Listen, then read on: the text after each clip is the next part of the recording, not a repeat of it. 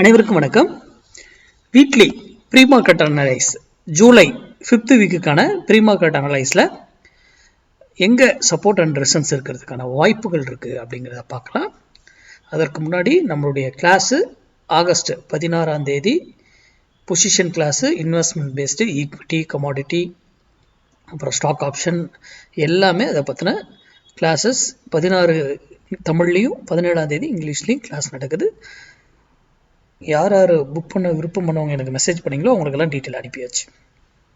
Okay, நம்ம இப்போது இந்த வீக்குக்கான அனலைஸில் வீக்குக்கான லெவல்ஸ் பார்ப்போம். ஓகேங்களா, இது ஃபுல்லி மேக்ஸ் சார்ந்து மட்டும்தான் நம்ம ட்ரேடு இது பண்ணுறோம்.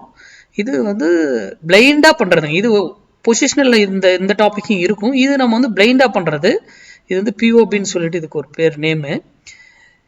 இதை பிளைண்டாக பண்ணணுன்னாக்கெல்லாம் அந்த ப்ரைஸ் வந்தால் தான் எடுக்கணும். அது மட்டும் இல்லை, இதனுடைய stop loss day candle closing பேஸில் இருக்குது.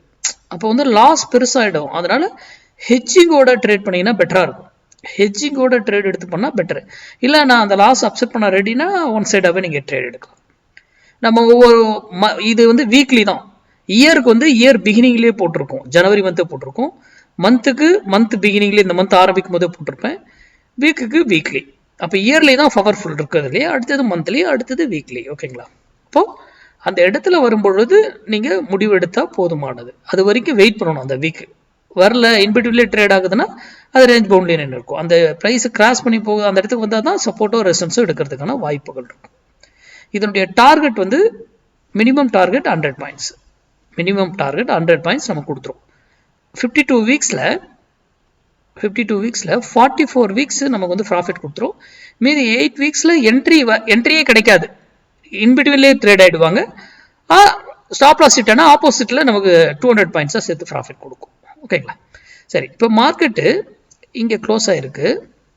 இங்கேருந்து கீழே வந்தால் டவுன் சைடு வந்தால் 24,652 24,652 வந்தால் இங்கேருந்து சப்போர்ட் எடுக்கிறதுக்கான வாய்ப்புகள் இருக்குது.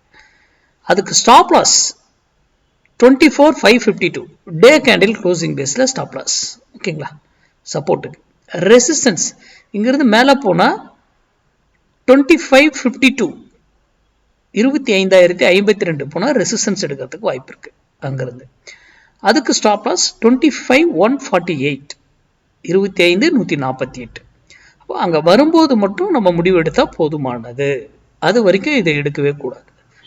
இன்ட்ராடேங்கிறதும் பொசிஷனுங்கிறதும் மாற்றி சிந்திங்க. அது வேற, இது வேற. ஓகேங்களா, நன்றி, வணக்கம், வாழ்க வளமுடன்.